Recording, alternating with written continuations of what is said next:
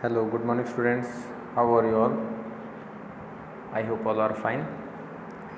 So students, you know very well, we have solved all the questions till question number 16 I have given you in the homework from the chapter issue of debentures. So in this video today we are going to explain question number 17, 18, 19, 20 and 21. Okay, I will explain all these questions and few questions I will solve like to 17 and 21, and the rest question I will explain and you have to do it by yourself, and till 30 question number you have to solve all the questions in homework. Okay, so see, open your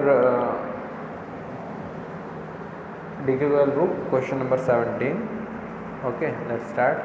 So before starting I need your SR number. First of all, write your SR number. I will mark your present on the basis of this.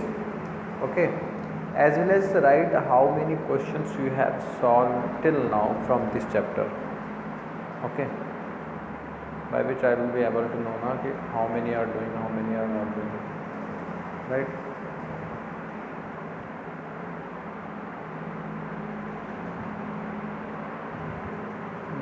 Noted? Okay, let's see what is question number 17. Read question number 17 beta. First you read, then I will explain.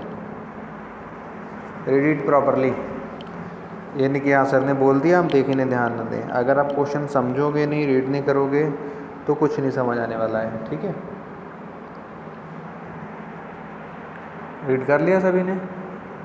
C question क्या कह रहा है? X Limited purchased assets of 8,000 and liabilities of 1 lakh from Y Limited. X ने क्या करा है? 8 लाख के assets खरीदे हैं, 1 लाख की लाइबिलिटी खरीदी है from Y on 1 April 2018. Okay, rupees 2 lakh were paid immediately. अब बंदे ने 2 लाख रुपये इमीडिएटली दे दिए. And balance was paid by the issue of 4,75,000 10% debentures in X Limited. Give journal entry in the books of X Limited. Question क्या कह रहा था? 8 लाख रुपए का आपका माल खरीदा गया.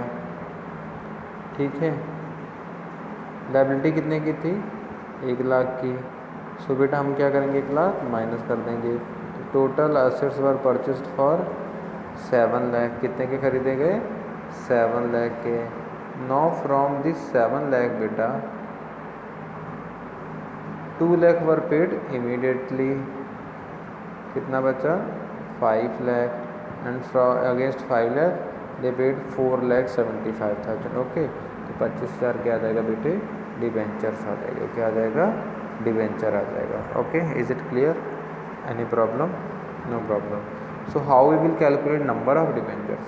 तो फर्स्ट ऑफ ऑल तो we have to pass the entry whenever we have purchased assets. ठीक है, तो whenever assets were purchased what will be the entry?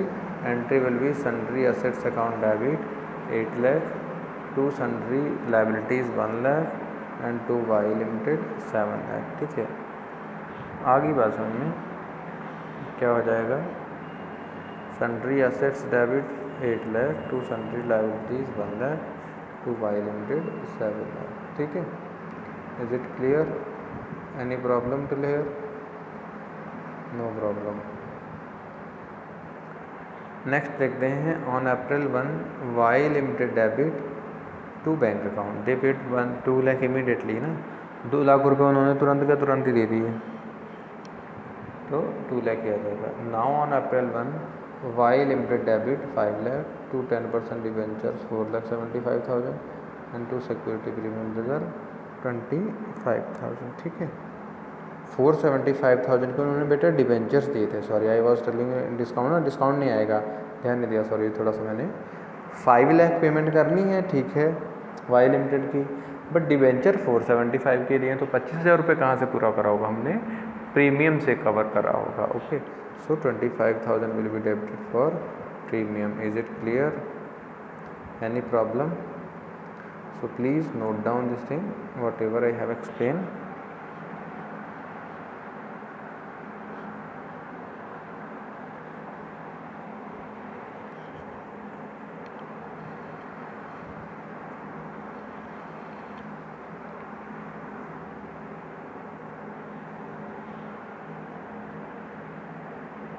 Noted. Now students see question number 18. Read 18. I will explain this question also. Question is star textile limited purchase assets of modern textile limited. ठीक है, कितने के खरीदे? Land and the. ये सारे question purchase consideration से related हैं. जब असेट्स आएंगे और असेट्स के लिए आपको पेमेंट करना होगा. Land and building was purchase for 25 lakh and plant and machinery was purchase for 40 lakh. नहीं सॉरी, 25 लाख की बिल्डिंग 40 लाख में खरीदी गई and plant and machinery of 10 lakh was purchased for 750 and furniture of 3 lakh for 1 lakh. ठीक है, देखो कंफ्यूज करा गया है. 40 लाख का 25 लाख में ख़रीदा गया है, तो आपको डेबिट तो उतने से ही करना है ना. 25 लाख का 40 में ख़रीदा गया है, 10 लाख का 750 में ख़रीदा गया है. ठीक है, तो कुछ सस्ता महंगे में ख़रीदा है, कुछ महंगा सस्ते में ख़रीदा है. And overall purchase consideration was 45 lakh.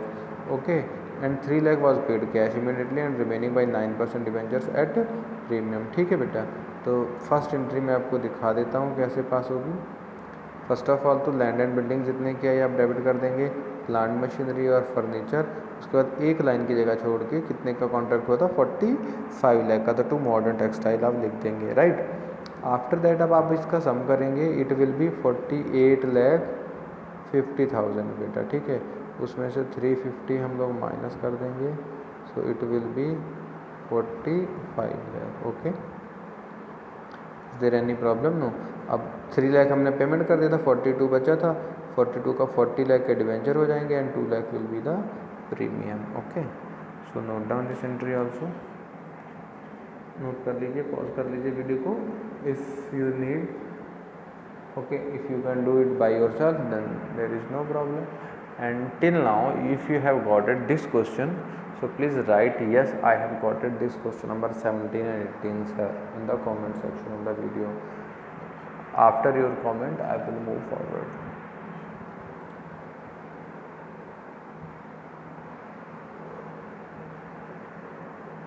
Only one student have commented. This is a very bad thing yaar. I am putting my all efforts but still only 1 and 2 are commenting. So how I will put my efforts? Something to I need na. We are not getting anything from your side, so beta be active yaar. Okay, now come to question number 21. Students, first of all before starting this point I want to discuss about collateral security because this question is dependent upon collateral security. What do you understand by collateral security? बेटा collateral security क्या होता है? जब company या कोई भी इंसान loan लेता है ना, तो लोन लेने के लिए सबसे पहले तो प्राइमरी सिक्योरिटी रखनी पड़ती है, अपनी ज़मीन जायदाद. उसके साथ साथ में एडिशनल जो भी डिबेंचर हम लोग लाइबिलिटी के तो लेने के लिए अगेंस्ट रख देते हैं, अपने पुराने डिबेंचर्स के हमारे पास इतने हैं. सो इट विल कॉल्ड बेटा collateral security when debentures are issued as against the liability of the firm. So that is called collateral security. Now read question number 21. इसमें देखिए एक मेथड है, जितने का आपने लोन लिया है आप उतने का loan bank account debit to bank loan कर दीजिए. और दूसरा मेथड है, जितने के भी डिबेंचर्स आपने कोलेट्रल सिक्योरिटी में रखे हैं उसकी जर्नल एंट्री आप किस में ट्रांसफ़र कर दीजिए, सिक्योरिटी प्रीमियम रिजर्व में आप ट्रांसफ़र कर दीजिए. एक मेथड है आप डायरेक्ट लिख के जो भी जितने की कोलेट्रल सिक्योरिटी उसके बारे में आप नरेशन दे दीजिए. Either you can write the explanation regarding that in the narration और you can pass a separate entry for that. Okay, is it clear? So see here, Hassan Limited took over a loan of 30 lakhs against primary security 40 lakh की, उससे हमें कोई मतलब नहीं है. and issued 35 debentures 1000 debentures of 100 each as collateral security. यानी कि 35 लाख के डिवेंचर्स गए हैं बेटा, वो कोलेट्रल सिक्योरिटी के लिए गए हैं. ठीक है, सो जो भी कोलेट्रल सिक्योरिटी में गए हैं उनको हम लोग क्या कर देंगे, कोलेट्रल सिक्योरिटी में डाल देंगे. Right, is there any problem? No problem. Okay, so entry दिखा देता हूँ आपको. Company have taken loan for 30 lakh तो bank debit to bank loan and 35 lakh के डिवेंचर जो हमने कोलेट्रल सिक्योरिटी में रखे. मैंने क्या बोला था, that amount of debenture will be transfer to suspense account. Okay, तो debenture suspense account debit to 6%. Again company had taken 50 lakh loan for against a primary security of 60 lakh collateral security, ठीक है, तो हमने डाल दिया. तो in this 60 lakh debentures will be transferred to debenture suspense account. So is it clear? Till here any problem? If anybody is having any kind of problem, you can call me anytime. I will explain your problem. But you have to work hard, beta. Okay. Now August is going to finish. September is going to start. Okay. The mid section is completed away. Start doing, students. Okay. Then only you will get good marks. Bye bye. Take care.